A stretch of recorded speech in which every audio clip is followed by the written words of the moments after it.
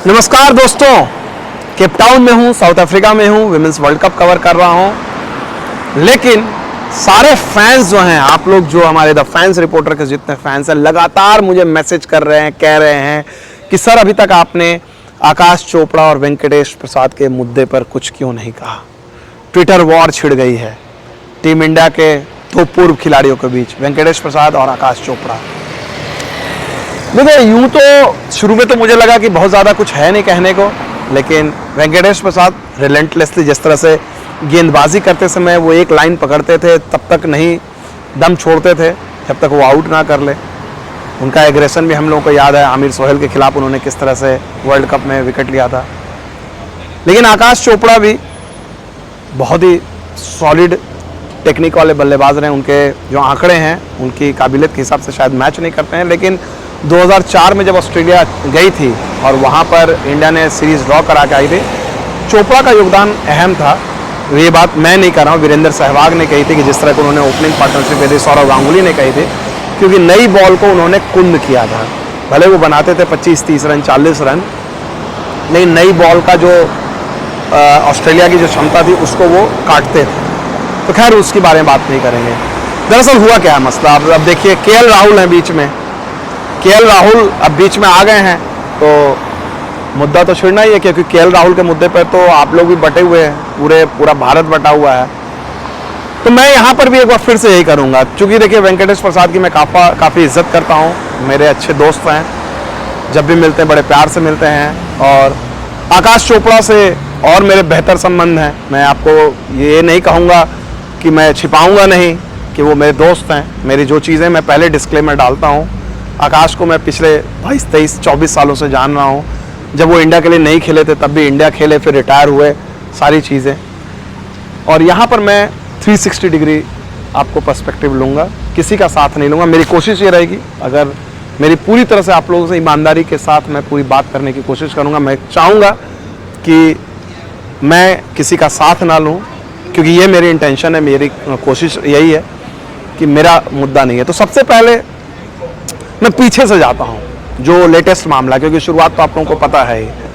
Latest मामला क्या हुआ कि भाई वेंकटेश प्रसाद के ट्वीट पे, आकाश चोपड़ा के ट्वीट पे वेंकटेश ने रिप्लाई किया था। फिर आकाश चोपड़ा ने एक वीडियो किया, ठीक है। आकाश चोपड़ा ने उन्होंने अपने यूट्यूब पे वीडियो किया।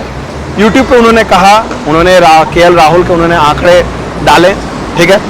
केएल राहुल के उन्होंने आंकड़े डाल के उन्होंने कहा कि भाई राहुल उतने बुरे बल्लेबाज है नहीं जितना कि उन्हें बनाया जा रहा है। उन्होंने वेंकटेश प्रसाद की जितनी दलील थी उसको उन्होंने अपने आंकड़ों के जरिए काटने की कोशिश की, ठीक है। वो आकाश चोपड़ा का पॉइंट ऑफ व्यू है, उन्होंने तथ्यों का सहारा लिया। और उन्होंने बार बार, मैं उस वीडियो को देख रहा था, बार बार वो कह रहे थे कि सविनय मैं अनुरोध करता हूँ विनम्रता से, और वो मुझे चीज़ ठीक लगी। कहीं भी उन्होंने वेंकटेश को इंसल्ट नहीं किया। हाँ, शायद एक जगह जो मुझे लगता है वो ह्यूमन कम्युनिकेशन में अक्सर होता है, और मैं ये बात कर रहा था अभी प्रेस कॉन्फ्रेंस में एक अपने दोस्त से, वो चीज़ हुई है। आकाश ने अपने ढंग से 100% सही बातें कहीं, वहाँ वो सही है। वो उन्होंने उनको एजेंडा वाला नहीं बताया। उन्होंने ये नहीं कहा कि वेंकटेश एजेंडा फैला रहे हैं या ये चीज़ें हैं। उन्होंने कहा कि वेंकटेश का, और उन्होंने कहा कि भाई जो लोग, उन्होंने अपनी बात फिनिश की, उसके बाद उन्होंने कहा कि जो लोग एजेंडा फैलाते हैं उनको ये समझना चाहिए। अब आप अगर वेंकटेश प्रसाद हैं तो शायद आप ऑफेंस लें जो उन्होंने लिया। आकाश चोपड़ा आप हैं तो आप ये कहोगे कि यार मैंने तो आपका सविनय आपसे अनुरोध किया, मैंने आपकी बात खत्म की उस सेंटेंस को, फिर मैं गया दूसरे लोगों पे, क्योंकि ये सिर्फ बात वेंकटेश प्रसाद की नहीं है। बहुत सारे लोग जो हैं केएल राहुल के पीछे पड़े हुए हैं, उसकी बल्लेबाजी के पीछे पड़े हुए हैं, तो उन्होंने उसको कहा। तो ये मुझे लगता है ग्रे एरिया, हम कहते हैं ना ब्लैक एंड व्हाइट नहीं, ग्रे है। आप जिस तरफ है आप उस हिसाब से, अगर आप वेंकटेश प्रसाद हो तो शायद आप सोचोगे कि हाँ यार इन्होंने तो मेरे पे कटाक्ष किया है, मेरे पे कमेंट किया है। आप आकाश चोपड़ा हो तो आप बोलोगे नहीं ऐसा नहीं है। और इसलिए शायद आकाश ने दोबारा उन्होंने टिप्पणी की, उन्होंने कहा कि भाई आप आइए हमारे साथ वीडियो कीजिए, कोई ऐड नहीं रहेगा, कोई स्पॉन्सर नहीं रहेगा, हम लोग इस बात को फ्लैश आउट करते हैं। वेंकटेश प्रसाद ने इसको पोलाइटली रिफ्यूज़ किया। हालांकि उन्होंने कहा कि भाई मैं अब आप इस मामले पे आपसे कोई बहस नहीं करना चाहता हूँ, वो मानने को तैयार नहीं थे। उन्होंने कहा कि भाई आपने तो मतलब जो भी तो मुझे एजेंडा वाला कह दिया, ये सारी चीज़ें। थोड़ी सी नाराज़गी थी, हालांकि इसके बावजूद दोनों में मैं अभी भी कहूँगा कि जो हेल्दी वे में दोनों ने एक दूसरे से डिफरेंस ऑफ ओपिनियन एक्सप्रेस किया, क्योंकि अक्सर ऐसी चीज़ें जो है ना हमें पाकिस्तान क्रिकेट में देखने को मिलती थी। मैं आपको सच बताऊं, ये तू मैं वाली बात टीवी चैनल पे रमीज राजा और वो भिड़ गए, मोहम्मद यूसुफ भिड़ गए, ठीक है ना, एक दूसरे पर आरोप प्रत्यारोप, हाँ ठीक है ना, अच्छा लगता है टीवी में एज ए दर्शक, लेकिन ड्रामा है, लेकिन आपको ख़राब लगता है क्रिकेट के लिए, चाहे वो रमीज राजा और मोहम्मद यूसुफ का मामला हो या कोई भी खिलाड़ी। तू मैं कभी भी अच्छा नहीं लगता। मैं तो खैर टीवी में काम कर चुका हूँ, बहुत लंबा मेरा करियर रहा, और जब भी ये डिबेट वगैरह में तू मैं होती हैं, लॉस्ट हो जाता है और इंडियन क्रिकेट का नुकसान होता है। लेकिन समझने वाली बात है कि भाई वेंकटेश प्रसाद सडनली, बहुत सारे लोग कह रहे हैं कि भाई इतने एक्टिव क्यों हो गए, वो खुलकर क्यों इतनी बैटिंग कर रहे हैं, खुलकर वो क्यों कह रहे हैं। कई लोगों का ये कहना है कि भाई वेंकटेश प्रसाद जो है चीफ सेलेक्टर की दौड़ में थे, चीफ सेलेक्टर नहीं बन पाए, जूनियर सिलेक्शन कमेटी के हेड थे, अब मीडिया में सुर्खियां बटोरने के लिए ऐसा कर रहे हैं, क्योंकि आज के डेट में नई पीढ़ी से अगर आपको कनेक्ट करना है तो सोशल मीडिया में आपको कहना होगा। मुझे नहीं लगता है कि वेंकटेश प्रसाद को ये सब ज़रूरत है। वेंकटेश प्रसाद को मैं जानता हूँ, बेहद नम्र विनम्र स्वभाव के हैं, और ऐसा नहीं है कि पैसे के पीछे भागते हैं। देखिए, हर किसी को अच्छे करियर की तलाश होती है, हम सभी को होती है, लेकिन वो इस तरह से नहीं करेंगे। हाँ, इतना ज़रूर हुआ है, मैं इस चीज़ को कहूँगा, मैं वेंकटेश प्रसाद ने जो बातें कही उसके लिए गट्स चाहिए। आज इंडियन क्रिकेट में उन्होंने केएल राहुल के पोजीशन को लेकर जिस तरह से, आप अग्री करें या डिसअग्री करें, लेकिन पब्लिकली उन्होंने अपनी ओपिनियन को वॉइस की। उनको पता है कि ये बातें उनके खिलाफ जा सकती हैं कई बारे में, फिर भी उन्होंने कहा। और उसके बाद फिर हमने देखा कि एक दूसरा धड़ा भी है, आकाश ने भी जो चीज़ की या हरभजन सिंह ने उसके समर्थन, ये भी आसान नहीं है। जब केएल राहुल इतने संघर्ष के दौर से गुजर रहे हो, वहाँ पर उस खिलाड़ी को डिफेंड करने के लिए आना, गट्स चाहिए। लेकिन डिफेंड तो रोहित शर्मा और राहुल द्रविड़ भी कर रहे हैं, तो आप क्या उनको भी भला बुरा कहोगे?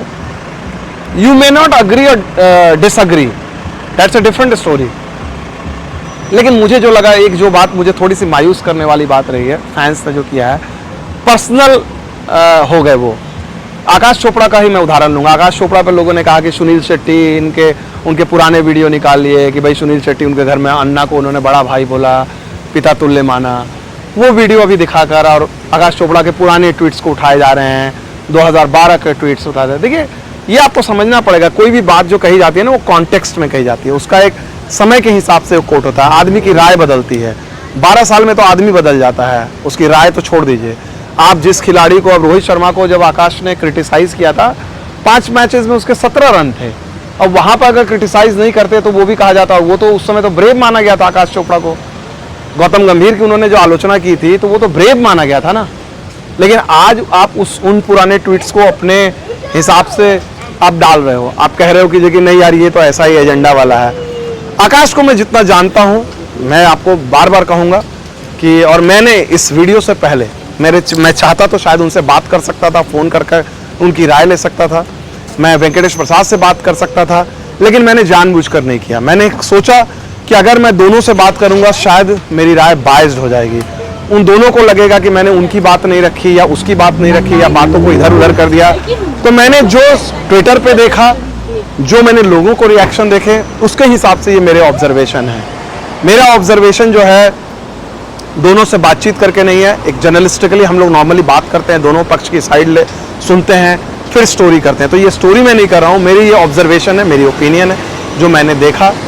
और मैं जहाँ तक जानता हूँ, मुझे लगता है कि केएल राहुल का मुद्दा ज़रूरत से ज़्यादा खिंच गया है, ठीक है, शायद उनको ब्रेक दिया जाना चाहिए, और ये दोनों हमारे फॉर्मर प्लेयर्स हैं, इनको भी ब्रेक लेना चाहिए, ठीक है।